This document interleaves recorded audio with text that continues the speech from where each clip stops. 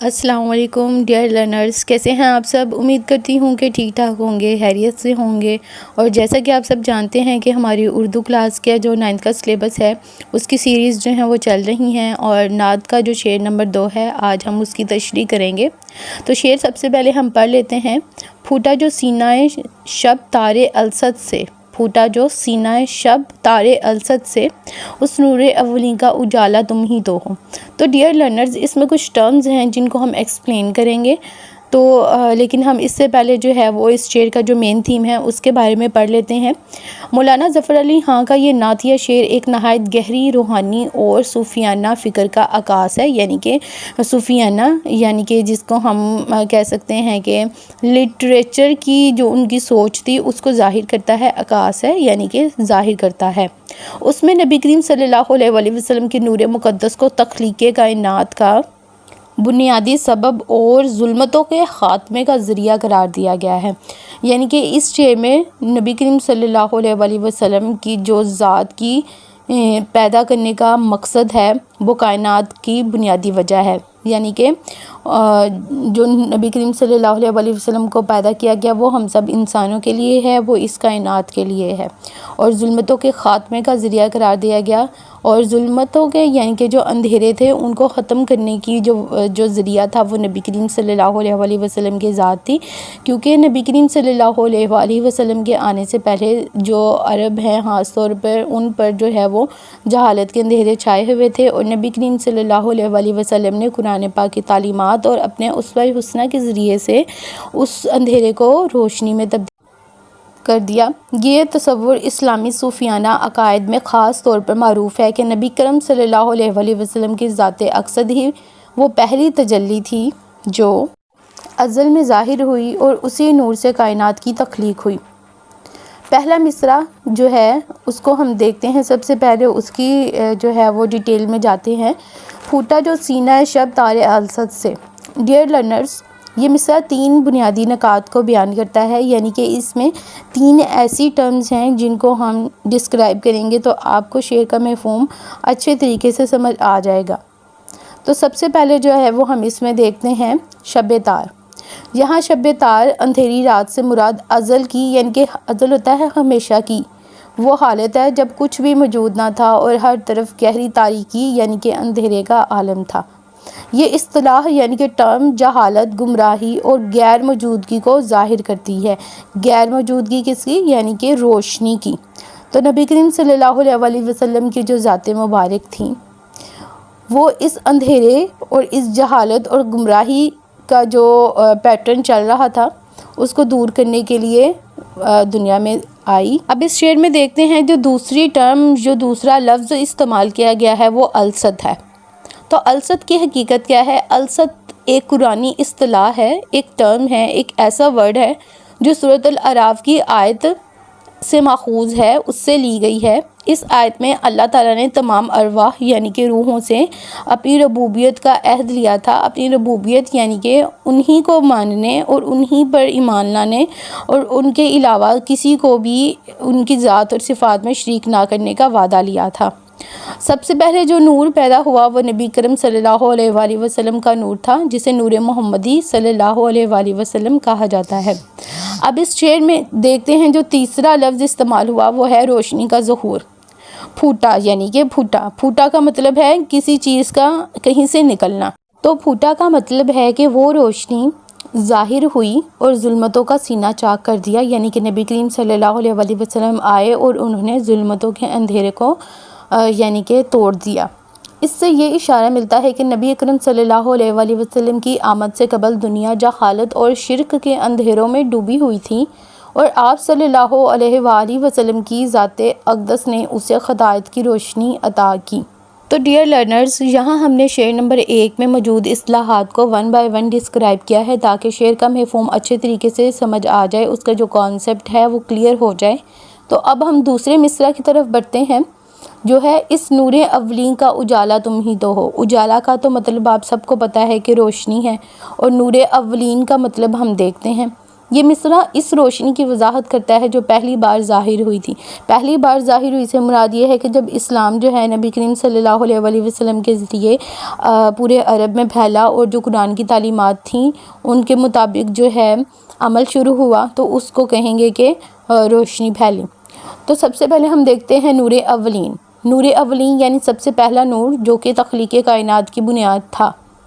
تخلیق کائنات کو تخلیق کرنے کا جو مقصد تھا، جو بنیاد تھا، وہ نور اولین۔ روایات کے مطابق نبی کریم صلی اللہ علیہ وآلہ وسلم کے نور کو ہی اللہ تعالیٰ نے سب سے پہلے تخلیق فرمایا اور اسی نور سے پوری دنیا روشن ہوئی۔ صوفی شعراء جیسے مولانا روم، امام بصیری اور علامہ اقبال نے بھی اسی نظریے کو اپنی شاعری میں بیان کیا ہے۔ اور اب اس شعر کی دوسری ٹرم ہے اجالا اور نبی کریم صلی اللہ علیہ وآلہ وسلم کی ذات۔ اجالا یعنی روشنی جو ظلمت کو ختم کر دے۔ دنیا میں جتنی بھی ہدایت، علم اور سچائی کی روشنی ہے وہ سب نبی کریم صلی اللہ علیہ وآلہ وسلم کے طفیل ہے، یعنی کہ انہی کے ذریعے سے ہے۔ اس لیے شاعر یہ بیان کر رہے ہیں کہ وہی نور جو سب سے پہلے تخلیق ہوا تھا وہی دنیا میں نبی کریم صلی اللہ علیہ وآلہ وسلم کی صورت میں آیا۔ یعنی کہ بات کرنے کا مقصد یہ ہے کہ نبی کریم صلی اللہ علیہ وآلہ وسلم کی ذات جو ہے وہ اس کائنات کی تخلیق کا سبب بنی اور اللہ تعالیٰ نے نبی کریم صلی اللہ علیہ وآلہ وسلم کے نور کو سب سے پہلے تخلیق فرمایا اور جب کائنات بن گئی اس کے بعد نبی کریم صلی اللہ علیہ وآلہ وسلم کی ذات کو دنیا میں ظاہر کیا گیا۔ تو اس سلسلے میں جو ہیں بہت سے شعراء نے بھی اور بہت سے ایسے حضرات جو شاعری کرتے تھے انہوں نے بھی اس جو نظریہ ہے، اس کانسیپٹ ہے، اس کو اپنی شاعری میں بیان کیا اور آپ ان اشعار کو جو میں آگے بیان کروں گی آپ ان کو اپنی شاعری میں بھی درج کر سکتے ہیں تاکہ آپ کو اچھے مارکس ملیں اور آپ کی جو تشریح ہے وہ پر اثر ہو، چیک کرنے والے کو یا دیکھنے والے کو متاثر کرے۔ تو سب سے پہلے ہم دیکھتے ہیں کہ حضرت حسان بن ثابت رضی اللہ تعالیٰ عنہ نے جو ہے وہ ایک شعر لکھا تھا جو عربی میں ہے، اس کا ترجمہ ہم اس میں جو ہے وہ لکھیں گے۔ آپ چاہیں تو آپ اس کو بھی لکھ سکتے ہیں۔ تو اس کا ترجمہ کچھ اس طرح سے ہے کہ میری آنکھوں نے آپ صلی اللہ علیہ وآلہ وسلم سے زیادہ حسین کبھی نہیں دیکھا اور نہ ہی کسی ماں نے آپ صلی اللہ علیہ وآلہ وسلم سے زیادہ خوبصورت کسی کو جنا یعنی کہ پیدا کیا۔ بے شک آپ صلی اللہ علیہ وآلہ وسلم ہر عیب یعنی کہ ہر برائی سے پاک پیدا کیے گئے، گویا یعنی کہ آپ ایسے پیدا کیے گئے جیسا آپ نے چاہا، آپ صلی اللہ علیہ وآلہ وسلم نے۔ تو دیکھیے یہ بھی نبی کریم صلی اللہ علیہ وآلہ وسلم کی ذات کی تعریف بیان کی گئی ہے اور اگر آپ اس کی گہرائی میں جائیں تو آپ کو ایک پورا جو ہے وہ سین کلیئر ہو جاتا ہے کہ کس طرح سے نبی کریم صلی اللہ علیہ وآلہ وسلم کی ذات جو ہے ہر حوالے سے جو ہے وہ معتبر تھی اور ہر حوالے سے انہوں نے اپنی ذات سے اس پوری کائنات کے لیے جو ہے وہ نفع ہی پہنچایا۔ اب دوسرا ہے امام بصیری قصیدہ بردہ شریف کا ایک جو ہے وہ یہ مصرع ہے جس کا ترجمہ ہے محمد صلی اللہ علیہ وآلہ وسلم دونوں جہانوں اور انسان و جنات کے سردار ہیں، عرب و عجم دونوں گروہوں کے خادی یعنی کہ ہدایت دینے والے ہیں۔ بے شک نبی کریم صلی اللہ علیہ وآلہ وسلم کو اللہ تعالیٰ نے انسانوں کے ساتھ ساتھ جنات کا سردار بنا کر بھی بھیجا ہے اور چاہے وہ عربی ہوں چاہے اجمی ہوں، یہ جو دونوں گروہ ہوتے ہیں ان کو ہدایت پہنچانے والی نبی کریم صلی اللہ علیہ وآلہ وسلم کی ہی ذات ہے اور یہ جو ساری انسٹرکشنز ہیں یہ اللہ تعالیٰ نے ہی نبی کریم صلی اللہ علیہ وآلہ وسلم کو دی ہیں۔ تو اس کا تیسرا جو ہے وہ مولانا جلال الدین رومی ہیں، انہوں نے بھی جو ہے وہ فارسی میں لکھا ہے جس کا ترجمہ ہے حضرت آدم علیہ السلام نے آپ صلی اللہ علیہ وآلہ وسلم کے نور سے ہی جان پائی، بس آپ صلی اللہ علیہ وآلہ وسلم ہی اصل نور ہیں اور آپ کا مقام لامکانی ہے، یعنی کہ آپ صلی اللہ علیہ وآلہ وسلم جو ہے شروع سے ہیں، ابد سے ہیں اور ازل تک رہیں گے، ان کا جو نور ہے وہ سب سے پہلے تخلیق کیا گیا اور باقی جتنے بھی پیغمبر یا جو ہیں وہ ان سے پہلے آئے ہیں انہوں نے نبی کریم صلی اللہ علیہ وآلہ وسلم کی جو تعلیمات تھیں ان کو ہی تھوڑا تھوڑا کر کے جو ہے وہ بیان کیا ہے، لیکن حتمی تعلیمات نبی کریم صلی اللہ علیہ وآلہ وسلم نے ہی دی تھیں۔ اور علامہ اقبال جو سب سے مشہور شاعر ہیں ہمارے جن کا سب کو پتہ ہے وہ بھی لکھتے ہیں جس کا ترجمہ ہے آپ صلی اللہ علیہ وآلہ وسلم ہی لوح بھی ہیں قلم بھی ہیں اور آپ صلی اللہ علیہ وآلہ وسلم کا وجود ہی الکتاب یعنی قرآن ہے۔ آپ صلی اللہ علیہ وسلم کی حقیقت اتنی وسیع ہے، یعنی کہ اس کا جو ان کی جو ذات ہے اس کا دائرہ اتنا وسیع ہے کہ پوری کائنات اس کے اندر ایک بلبلے کی مانند ہے۔ دیکھیے نبی کریم صلی اللہ علیہ وسلم کی شان دیکھیے کہ ان کی جو ذات ہے اس کا دائرہ کار جو ہے وہ پوری دنیا پوری کائنات تک پھیلا ہوا ہے، اور ہر طرح کے لوگ جو ہیں وہ ان سے جو ہے وہ ہدایت پاتے ہیں، ڈائریکٹلی یا انڈائریکٹلی۔ اس کے بعد مولانا ظفر علی خاں کا ہی ایک شعر جو ہے میں ان کی تشریح میں لکھنے کے لیے ایڈ کرنا چاہوں گی۔ ہے عرش بری پر تیری رفت کا چرچا، ہے عرش بری پر تیری رفت کا چرچا، قدرت بھی ہے حاسد تیری پرواز کی اے جان محمد صلی اللہ علیہ وسلم۔ تو اس کی تشریح یا اس کا مفہوم کچھ اس طرح سے ہے کہ آپ صلی اللہ علیہ وسلم کی رفت یعنی کہ بلندی کا چرچا عرش بری پر، یعنی کہ جو سب سے اوپر والا جو عرش ہے، جو آسمان ہے، وہاں پر بھی ہے،